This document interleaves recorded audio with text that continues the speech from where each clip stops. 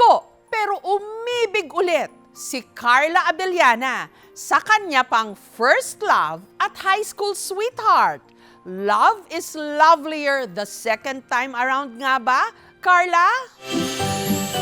Bago pa man nagpalit ang taon, ang showbiz industry nagulantang sa humabol pang plot twist ng 2025.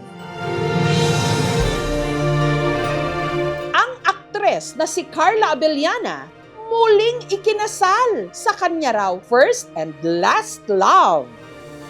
Walang iba kundi sa kanyang unang boyfriend at high school sweetheart na si Dr. Reginald Santos. Who would have known it was still going to be us in the end? Just when I stopped looking for anything and anyone, life surprised me in the most unexpected way. Ang kanyang nakatakda noong kasal, naging laman pa nga ng mga blind item.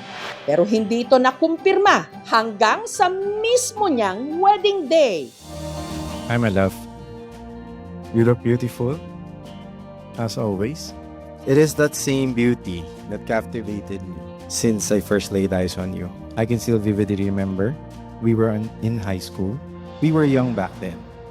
We fell in love, and then life had interim plans for us. Hi, Carla. Hello. Thank you. Thank you. Thank you. At At sa linggong ito, si Mrs. Carla Abellana Santos nagpaunlak sa KMJS ng interview. Carla Abellana, i-KMJS na. Yes! Lagi ko po sinasabi yun, i-KMJS na yan. Congratulations, Thank Carla. you. Thank you Kamusta very ba much ang po. bagong kasal? Okay naman po. It's been 2 weeks. Laging po nila sinasabi, parang honeymoon stage. Parang on a high pa din po yung feeling. Kasi Cloud9 pa rin. Cloud9, yes. Definitely You're po. walking on clouds. Yes. Pero ang daming nagulat ha. Ikaw daw ang plot twist ng 2025. Nagulat po silang lahat. Because people were surprised na Yes. kinasal ka na lang bigla, Opo, walang bigla. kaabog-abog. Yes, wala pong announcement, walang formal na anything. Pero how did you manage to hide all of that from the public? You're a very public Yes, personality. correct po, that's true. Siguro kasi po yung aking husband, no, very private person. So talagang anything involving him, talagang hindi ko naman po pinapublicize. In a way, out of respect na rin po sa kanya. Honestly, sa lahat po ng pinagdaanan ko na very publicized, this time around, sabi ko parang mas gusto kong protektahan po talaga yung Hindi yung madali yun privacy. You were lovely in Oh, thank on your you. wedding day. Sabi nila para ka raw si Mama Mary. Nakakatuwa kasi, I mean, Mama Mary is beautiful. Hindi naman po yun yung look na gusto naming ma-achieve, pero yun po yung, I guess, pinaka-common na napansin po ng tao. So, ano po yun? Flattering po siya. Tell us about your love story. Kwento mo Okay. naman. Yes. Parang first love mo siya. Yes, first love ko po siya. First boyfriend ko po. I was in first year high school. Siya po fourth year high school. So higher batch po siya. We went to the same high school. So first love, first boyfriend. Maganda po doon yung aming relationship back then. Nagtagal po ng more or less 2 years. Carla, pa-share naman daw ng mga kilig moments nyo. Kilig Ni moments Doc- po from ni high Doc school. Reg, nung high school Opo. pa kayo. Yung unang-una po naming parang lumabas dahil fourth year high school po siya, meron po silang grad ball. In-invite niya po ako doon to be his date. So naka-gown po kami, sa hotel po yung grad ball. So na-remember ko, nasiraan pa po yung kanyang kotse sa EDSA nung papunta na po kami. Yung mga typical high school, mga puppy love na bigay ng chocolate. Tapos, hindi po naging bad yung breakup. Kasi yung aming breakup noon, dahil nag-med school po siya, so he chose his studies po. So, syempre ako, very young po, high school, nasaktan po ako doon. But syempre, naintindihan ko po yun. Maayos po kaming naghiwalay back then. Hindi naman po kami nag-stay as friends. Hindi naman po kami communicate na after. So we went our separate ways po, kanya-kanyang career, kanya-kanyang buhay. So nung about 2 years ago lang po na nag-reconnect po kami. So How? na-realize ko po na I still had his number. So it was about mga Christmas po yun ng 2023 po yata o 2022 na bumati lang po siya ng Merry Christmas. Sa social media pa po yun. So Merry Christmas naman din po ako back. And then after siguro mga a month and a half po na mas naging madalas na po yung pag-message namin on social media. Anong nakita mo sa kanya? Para nagtiwala ka ulit at maniwala ka ulit.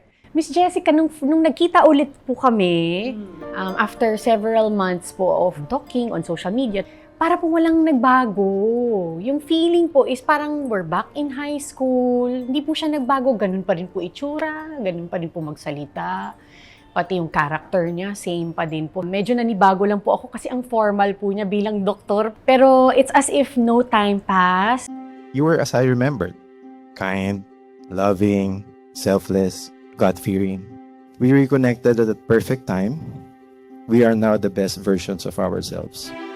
Sa muling pag-cruise ng kanilang landas, mas nakilala raw ni na Carla at Doc Reg ang isa't isa. Ang dami ko pong natutunan about yung mga pinagdaanan po niya. Of course, sa work niya, his career as a doctor, pati na rin po yung past relationships niya. So, naging parang similar po kami ng mga pinagdaanan sa in terms of yung kanyang mga relationships na hindi rin po ganun naging maganda. Parallel lives. Parang parallel lives po, parang very similar. Kinaibahan lang po sa akin, nauwi po sa kasal yun, yung kanya po hanggang engagement po. So sa kanila, they called off their engagement. Both ended abruptly. Pareho po kami na hindi talaga ever na-imagine or in-expect na possible pa rin po pala yun na ito nga po, kami pa rin po ang nagkatuluyan in the end. May times na even after the wedding, nakatulala na lang po kami, tapos sasabihin namin, akalain mo yung tayo pa din pala, yung who would have known. May ganun kayong pa rin pong moments. moments na paano nangyari kaya yun. So, ang galing po how it was all orchestrated, nang hindi po namin pinilit or pinlano, na everything just fell into place, na yun nga po talagang after over 20 plus years, kami pa rin po pala yung meant for each other at nagkatuluyan. I once read that a great love story is when two people let go of one another, only to eventually find their way back to each other. Everything is more enjoyable now. From our simple TV nights to traveling the world with you, life is beautiful because you are in it. Ano kaya yun? Fate? Tadhana? Yes, definitely po. Kumbaga, it's a type of love story na hindi po pinipilit. Parang si God lang po yung nakapag-orchestrate niya, nakapag-plano po ng lahat. Yung timing, tama. Yung tao, tama. Siya lang po talaga yung makakabuo ng ganong kwento. Nung nag-reconnect kayo, how did you discuss itong inyong mga, lalo na yung nangyari sa'yo? Yes. How did you discuss it with him? May I ask if okay lang? Opo, okay lang po. It took some time bago po ako nakapag-open up sa kanya kung ano pong nangyari. Kasi coming from, a very difficult experience po sa previous relationship ko, guarded na po ako Nag-build ako ng walls po talaga na hindi na po ako trusting, medyo doubtful na po ako sa mga tao kung ano man ang intention nila or what. It took a few months bago po ako talagang nakapag-open up, bago po ako naging comfortable. This is what I went through. So, ano po siya, listener po siya, hindi siya yung matanong. He allows you lang po to just open up. This is the guy who made you trust again? Again, yes. Trust again and believe na, it's okay to love again, na pwede namang buksan mo ulit yung sarili mo, yung puso mo. Aminin ko po, daming nag-change. Katulad? Pagdating po, yung mga perspective ko po, No, especially with marriage. Yun po Correct. yung medyo, nag-ipa po yung aking pananaw or paningin pagdating sa marriage. So I really honestly don't see myself po getting married again. Pero you told Boy Abunda na after your divorce, Apo. you don't see yourself Yes. getting married again. At Again, nagbago opo. yung pananaw pananaw mo Opo, nagbago po sa yun. marriage? Nagbago po yun. Maraming factors involved like time, syempre healing, part of healing na rin po yun. But with Reg, definitely, nakatulong po yun na talagang, okay, so pwede mong bigyan yung sarili mo ng second chance. You can love again, you can open your heart again, and even consider getting married po again. Can you share lang with us, Carla, what is it like for you to be in that dark place when your first marriage failed? Oh my God. How did you get out of that hole? Oh my goodness, napakahirap po nun. Sorry to have to okay lang po yun. ask you to go back. No? I just want siguro na yung people who are similarly situated can be inspired kung paano mo Yes. nagawa. How bad was it ba? Oh my goodness. It was definitely the darkest, most difficult time of my life. Tapos, hindi po nakatulong na it's so publicized. Kasi ang hirap na nga po nang may pinagdadaanan kayong ganun ka-sensitive, ka-personal, my goodness, kasama or kalala. Parang as much as you want to keep it private, unfortunately, pareho po kaming celebrities. So talagang people blow up, whatever information they get. So talagang yun po yung pinakamahirap po na pinagdaanan ko talaga sa Kasi buong buhay ang ko po. ikli nung first marriage Opo, mo. 7 weeks lang po yun. Kaya 5 weeks na lang ngayon, mabibit ko na po. Nakaka 2 weeks na po kami. 5 weeks na lang, nabit ko na po yung record. Mabuti na pagtatawanan mo Opo, na buti lang. na lang po na pagtatawanan ko na po siya ngayon. Of course, pag binabalikan, painful pa rin naman po siya, but at least I'm able to more comfortably talk about it. So ano pala yung biggest lesson, Carla? Oh my goodness. In life. You had a long dating Yes. history, Yeah, and po. then maayos naman lahat, Apo, and then correct. biglang nag-crumble na lang ng ganun-ganun. What's the biggest lesson that you can share? Siguro po is, of course, there's no problem in loving another person, trusting another person, pero forgiveness, of course, part po yan. Pero I guess, isa sa lessons po is, pag may mga red flags po talaga, huwag isasantabi. Of course, wala namang pong taong na perfect. Unfortunately, back then, hindi ko po alam, hindi po ako aware na red flag po sila. Kasi para sa akin, normal po, parang ganun na. Siguro, dahil hindi perfect yung tao, nagagawa niya ito or nasasabi niya yun. Ang tao, pag hindi po willing magbago, wala rin po tayong magagawa. Kumbaga, pwede natin subukan, natulungan sila, pero if they don't see anything wrong, yung mga ganun po, mahirap kung lagi po natin na pinipilit lang, na hindi na pala po dapat pinatagal yung relationship. Mahabang proseso yan. Pero alam ko, makakayanan din yan. Pero sasabihin nila, si Carla, swerte yan kasi nakapag-divorce. Yes, apo. Kaso dito sa Pilipinas, Ay. walang divorce. Because he is a US citizen also, may option po siyang ganon na yun po yung mas pinili po niya na mag-file po ng divorce abroad, which I found out later on po na applicable naman po, kumbaga, we have a law na it applies pa rin po kung may foreign decree of divorce. Bawal na po ako magpakasal sa simbahan, so civilly na lang po, at least pwede pong mag-remarry, sa law na lang po. So paano yun? Wala kang balak to have a church wedding? Wala na po, okay naman po yun kasi as long as we are legally married, that's more than enough. Funny as it sounds, nakapagpakasal na po ako sa simbahan. Na-experience ko na po yun. So, okay na po ako doon.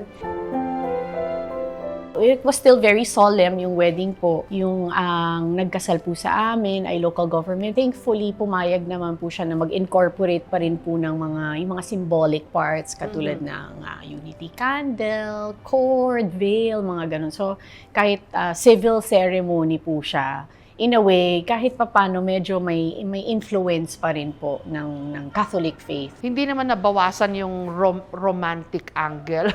Ay, hindi Or po. romance Wala nga points. po. Hindi po, not at all because it was set in a beautiful garden. Parang simbahan po din po talaga, nasa altar po kayo. So kahit hindi po siya physically sa loob ng simbahan, meaningful pa rin po yung ceremony. Tsaka sa trabaho ko po, ilang beses na po ako kinasal sa simbahan. Iba-ibang role, iba-ibang no? drama. Iba pa rin po yung actual talaga kasi of course, alam nyo po and completely aware kayo na, ay, ito totoo na ito.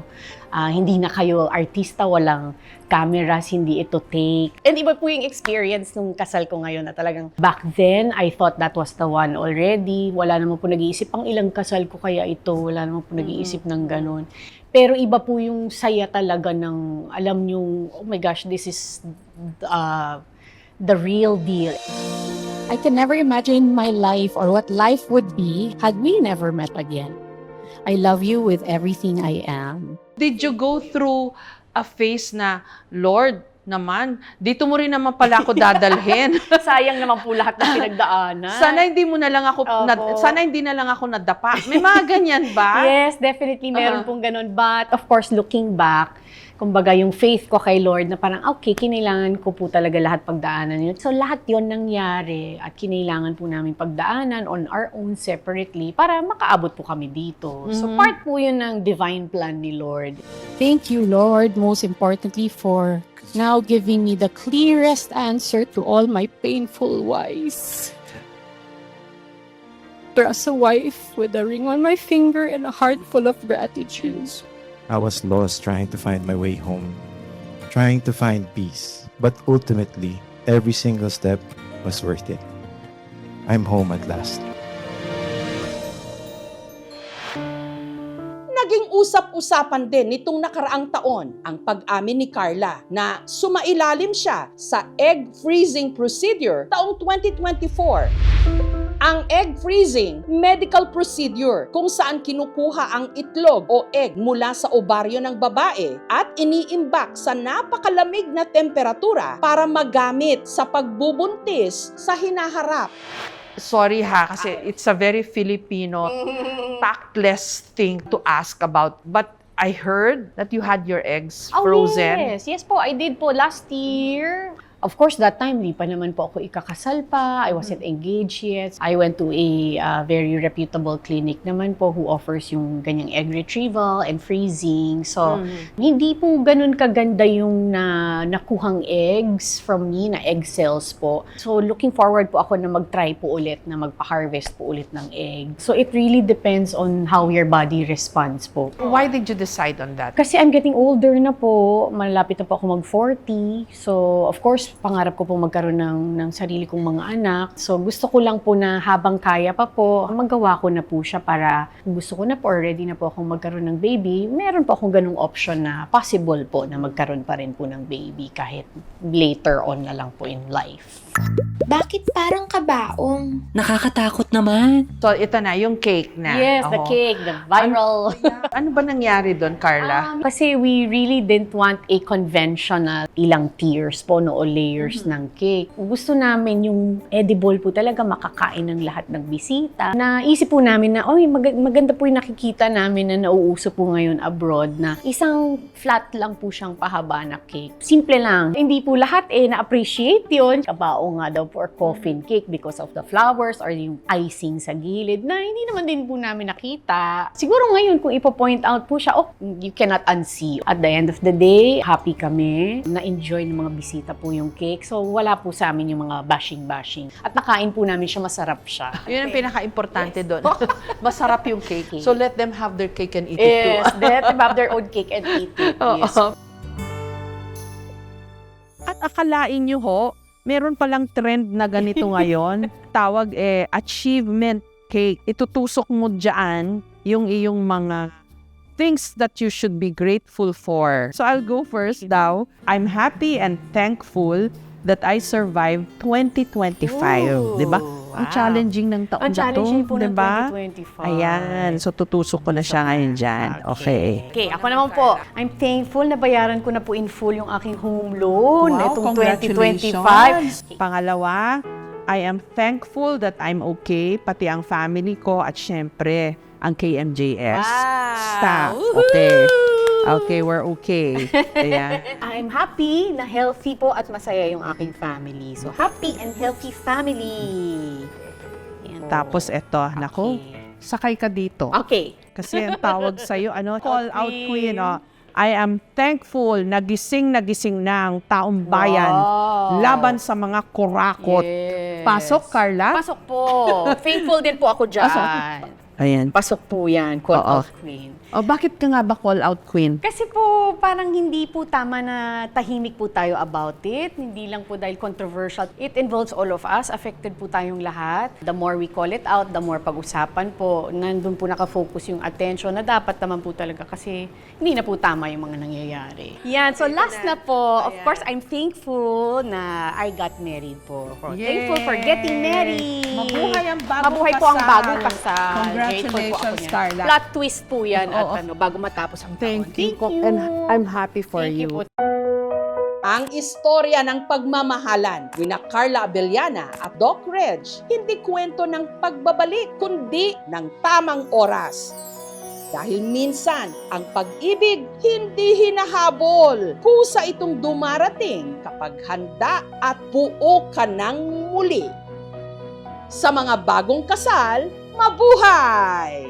Parang you don't say na the Lord could have just given you a fairy tale outright. no. Fairy tale din Fairy pala. tale din po pala. Kumbaga, in a way, it's proof of how God is faithful. Na porket marami pong mga hindi magandang nangyari, hanggang doon na lang po yun. Parang testament po siya, proof na siya na hindi ka po pababayaan ni Lord. So, there's always the rainbow, or the light at the end of the tunnel.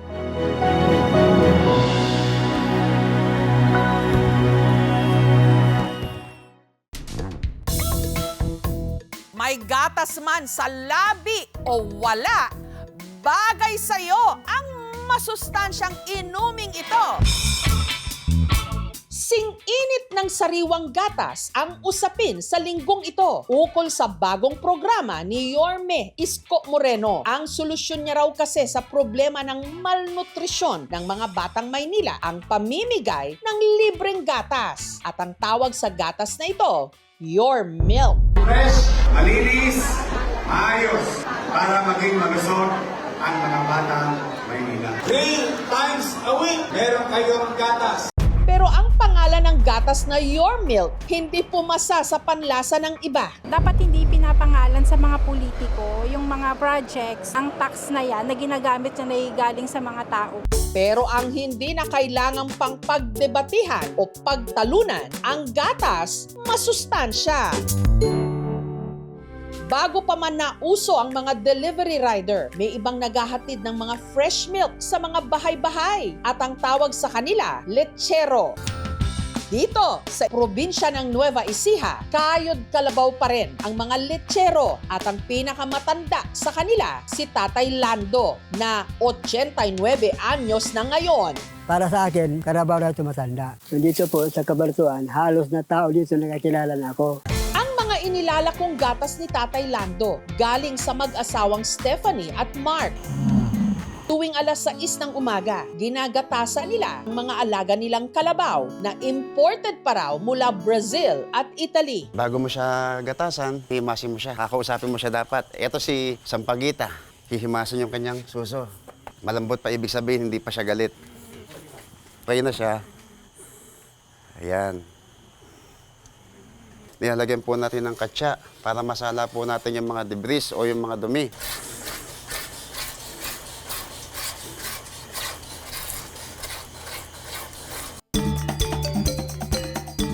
Ang mga nakolekta nilang gatas, sinasala muna sa isang balde at saka ililipat sa mga bote. Madaling mapanis ang gatas kapag may halo siyang tubig. Pag ganito kasi, malinis na siya.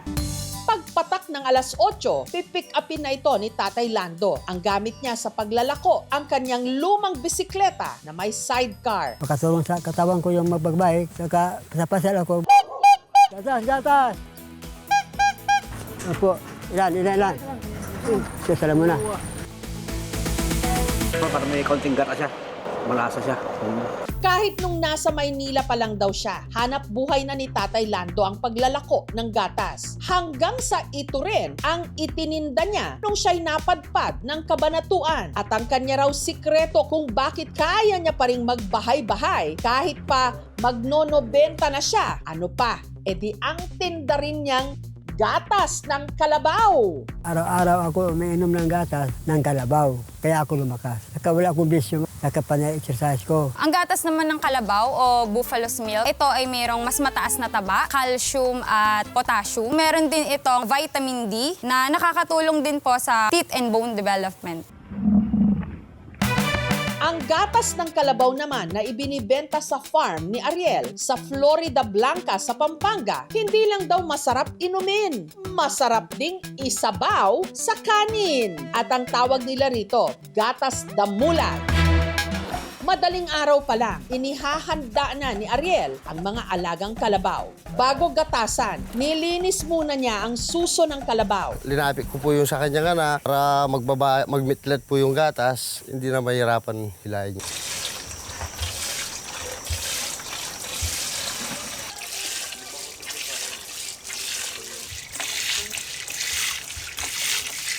Noong umagang yon, 11 liters ng gatas ang kanilang nakolekta. Sinala muna nila ang gatas sa katsa bago inilipat sa mga bote ng ketchup. Sa isang 1.5, 200 pesos.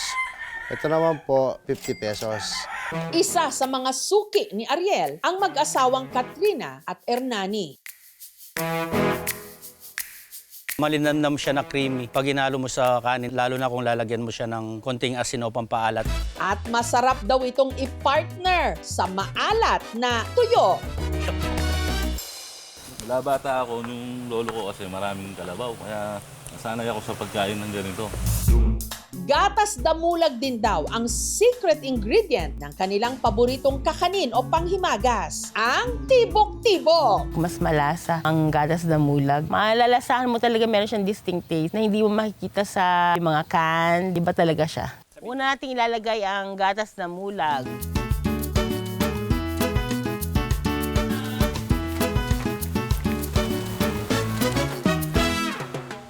Masarap, kakaiba. Mas masarap pa sa condense, evap. Para naman sa mga Pilipinong lactose intolerant o yung may kondisyon na hindi kayang tunawin ng kanilang katawan ang natural na asukal ng gatas, meron pa rin daw gatas na perfect para sa inyo. Gatas ng kambing. Ang gatas ng kambing ay naiiba dahil yung kanyang lactose or yung milk sugar niya ay kakaunti lamang. Dito sa Small Ruminant Center ng Central Luzon State University sa Nueva Ecija, may humigit kumulang 200 mga kambing. Meron silang mga nakalagay sa tenga. Tawag namin doon ay yung ear tag number nila. So yun yung identity nila. So una nating gagatasan ay si 77. So, yung mga kambing ginagatasan natin gamit itong tinatawag natin na milking stand. Sinasabi nila, paggatas daw ng kambing, baka maanggo. So, actually, hindi naman maanggo yun. Depende lang yun minsan kung papaano mo kinolekta. Lilinisan muna yung kanilang mga other para masigurado natin na malinis at walang sasamang dumi doon sa mga gatas na makukuha natin. Pangalawang buga ay dapat na i-discard muna natin yun kasi maaaring nandoon sa unahan ay yung mga presence ng mga mikrobyo.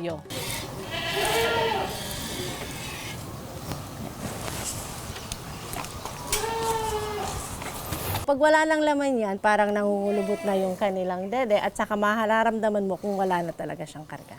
Etong C77 sa ngayon ay nasa 1 liter yung kanyang production. Para raw hindi sila mahirapan sa mga kambing, pinapakain nila ang mga ito habang kanila ring ginagatasan. Ito ay nag-iengganyo sa kanila para sila ay kusa na pumupunta dito sa milking stand natin. Pag yung unang beses na sila ay gagatasan, minsan ay nagpupumiglas sila. Pagkatapos gatasan ng mga kambing, pinapahiran ang kanilang udder ng isang solution na kung tawagin, tip-dip. Para ma-ensure natin na maiwasan yung infection after nilang magatasan. Para humaba ang buhay o shelf life ng nakolektang goat's milk, papainitan ito sa kanilang pasteurization area.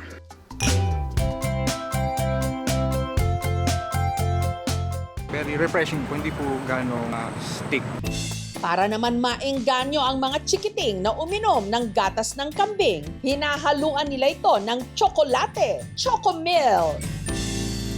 Pag kumulo na yung tubig, ilalagay na natin yung ating skimmed milk.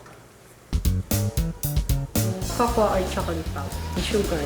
Sunod na natin ilalagay yung ating goat's milk.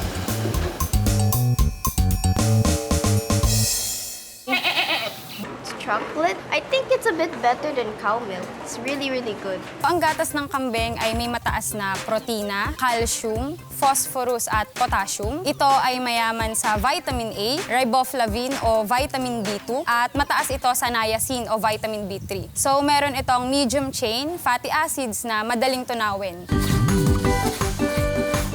Ang kalidad ng gatas na huhusgahan hindi sa tatak o pangalan, kundi sa ibinibigay nitong lakas at sustansya sa katawan. Thank you for watching, mga kapuso. Kung nagustuhan niyo po ang videong ito, subscribe na sa GMA Public Affairs YouTube channel. And don't forget to hit the bell button for our latest updates.